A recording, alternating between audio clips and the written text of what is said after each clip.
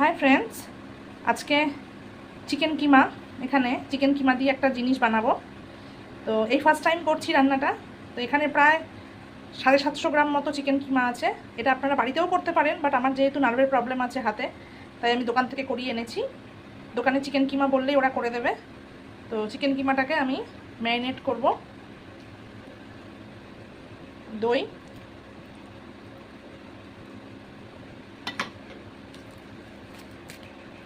আর black pepper powder. এখানে কিন্তু আমি হাত লাগাবো না, যেহেতু চিকেন কিমা আছে হাতের মধ্যেই অনেকটা চিকেন উঠে আসবে। এটা এরকম ফক নিয়ে নেবেন, ফক দিয়ে করবেন।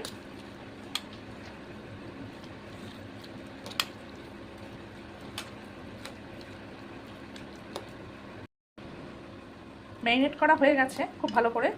এবার এটাকে আমি ঢেকে রাখবো কিছুক্ষণের জন্য। চিকেন কিমা কষা করার জন্য এখানে আমি তেল গরম করে নিয়েছি। দুটো আলু মিডিয়াম সাইজ ছোট ছোট করে কেটে নিয়েছি। এটা ভেজে নেব।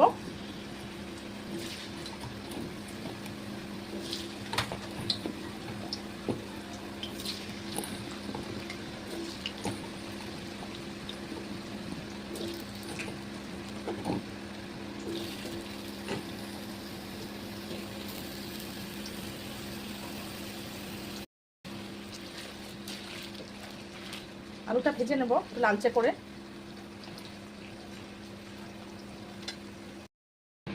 আলু লাল করে ভাজা হয়ে গেছে। এবার ওই তেলেই, আমি কিন্তু আর তেল অ্যাড করিনি, ওই তেলেই 4 থেকে 5টা ছোটো এলাচ, লবঙ্গ, দারচিনি দিয়ে দেবো ফোড়নের জন্য।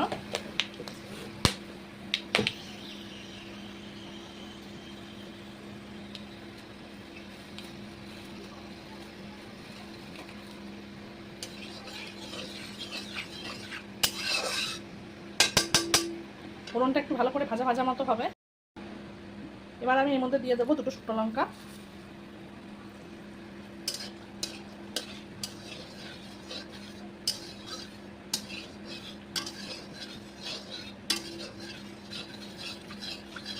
দেখুন শুকনো লঙ্কার কালার কিন্তু চেঞ্জ হয়ে গেছে, আর গরম মশলারও। এবার আমি এর মধ্যে কুচিয়ে রাখা পেঁয়াজ দিয়ে দেবো।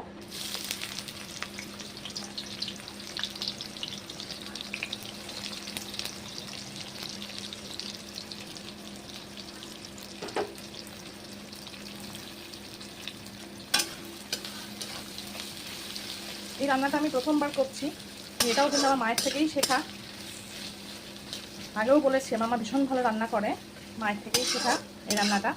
শুধু আমার মা না, আমার মা, আমার দিদি ভীষণ ভালো রান্না করে।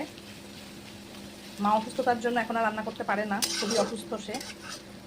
তো পেঁয়াজটা আমি ভালো করে ভেজে নেব। পেঁয়াজটা এখানে প্রায় লাল করে ভাজা হয়ে গেছে। এবার আমি এর মধ্যে কুচিয়ে রাখা লাল দেখে টমেটো অ্যাড করব। এখানে 2টো টমেটো আছে।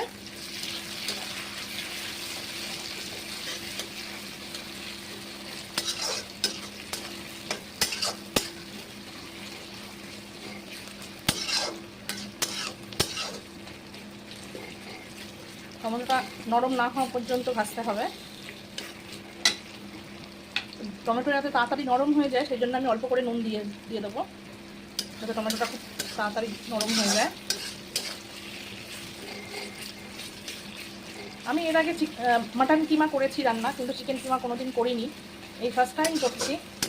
আমার রান্না আর আমার মায়ের রেসিপি কেমন লাগছে প্লিজ বলবেন।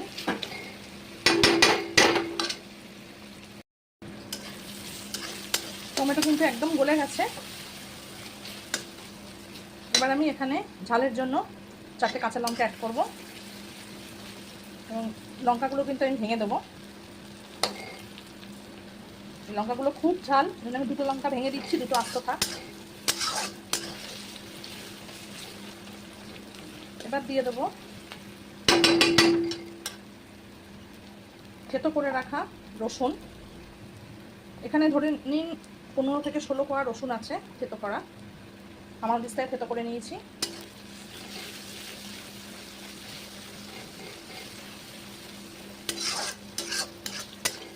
রসুনটা ভালো করে কষিয়ে নিতে হবে যাতে কাঁচা গন্ধ না থাকে।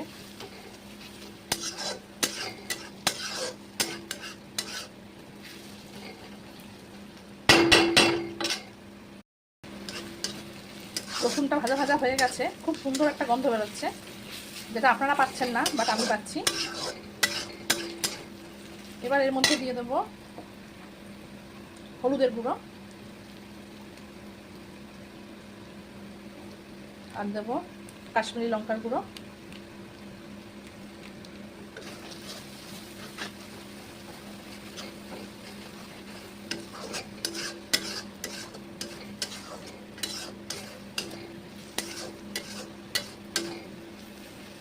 এই মশলাটাকে ভালো করে কষিয়ে নিতে হবে, তাহলে হলুদের গন্ধ বেরোবে।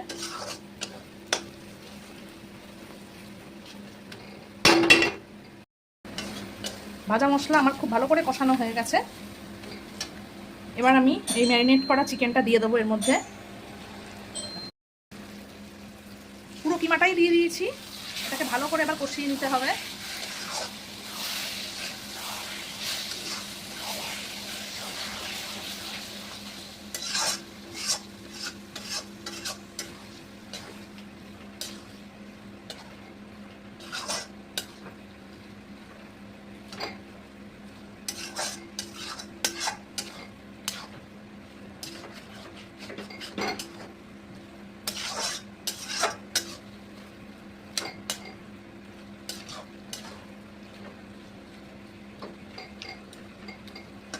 এখন কিন্তু আমি নুনটা দেবো না, নুনটা একটু পরে অ্যাড করব।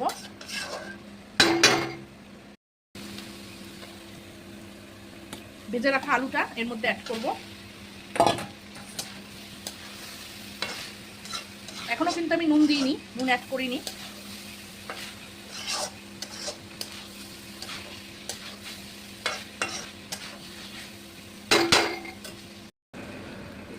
খুব ভালো করে কষিয়ে নিয়েছি কিমা আর আলু। এবার আমি এর মধ্যে গরম জল অ্যাড করব। রান্নায় সবসময় চেষ্টা করবেন গরম জল দেওয়ার।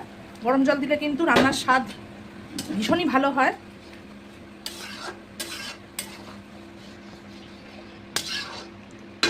এই সময় আমি অ্যাড করব নুনটা,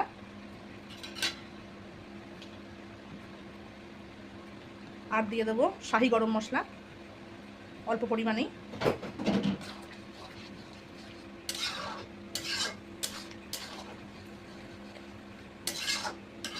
কেমন লাগছে আমার রান্না প্লিজ বলবেন।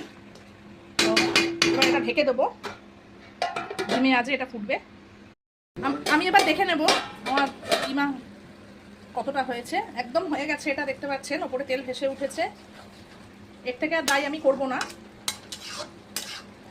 এটা আমি স্ট্যান্ডিং টাইম দিয়ে একটু পরে আমি সার্ভ করে ফেলবো।